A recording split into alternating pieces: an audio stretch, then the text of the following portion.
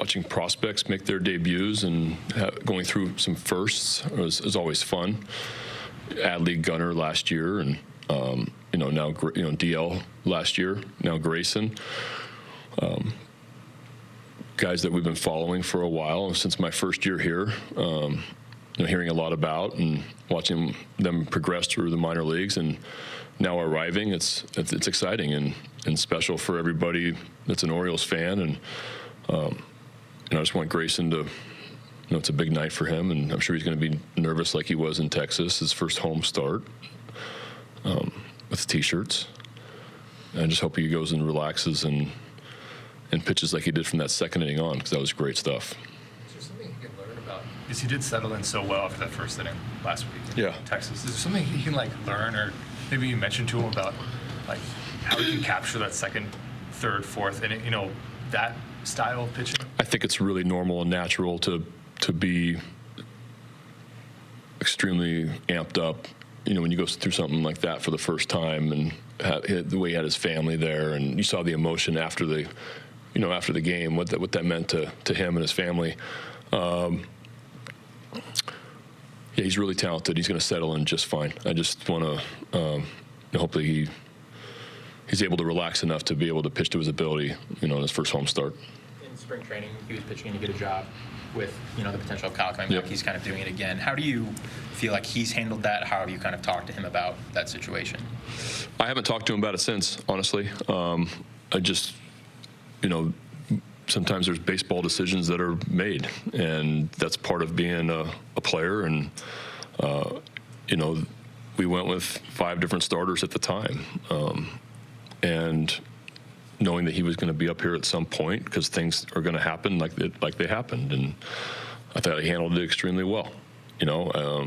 It's fun to watch him have fun in the dugout. It's fun to watch him interact with our players in the clubhouse. He's a really talented guy and mature too. I think that he's handled everything really well. What was the difference with the inconsistent command of spring for Grayson and getting locked in Texas? Well, I think in spring, he'd have that one bad inning on most of his outings, and I think that's something that he's still going to learn. I mean, this is going to be a learning process. Any young player, it's going to be a learning process for a while, and it's going to be adjustments being made, and I thought the slider improved, honestly, from that second inning on. I thought he had a good slider. He's got a really good changeup. You saw him throwing 97 that day in Texas. So I thought he got some confidence going, honestly, that sometimes I saw kind of spiral a little bit on some of his spring training starts. Brandon, he got kind of thrown into it in Texas, whereas now he's had 5 days to think about it and the T-shirt and all that other stuff. Could it be better to actually have a situation where you just get the ball and go versus, Should I have told him he's not starting today? Should I have kept it a guess? Quiet. Yeah. But I mean, is that? We have a T-shirt, but might be tomorrow. I mean, is that something that you think about as far as the preparation goes with a guy like that? I don't think you can in this sport. That was thrown into at the last minute, but this is the big leagues. And we were staying on rotation, and he knows when he's going to be pitching again to prepare for the start, just like a normal major league pitcher, and have a side in between and do his prep work for the Oakland Athletics. And now it's about performing. What went into the decision to have Austin Hayes lead off tonight? Well, it's kind of something we've been going around and around with about against left-handed starters. I tried Urias in Boston, didn't go great. But Austin had a big game that game. So maybe tonight Hayes doesn't, but Urias has a big game. No, let's not say that.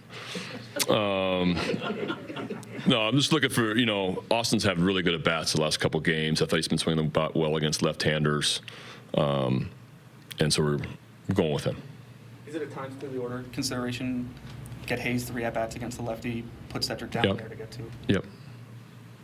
Some of the pop-ups that have fallen shallow left, is part of that calculation that just the left fielder here plays so much deeper, and it just kind of complicates factors on charging and taking charge on those. Yeah, you see a lot of misplays in left field here when they have to go because they're not used to running that far, honestly, and you can't simulate that in spring training.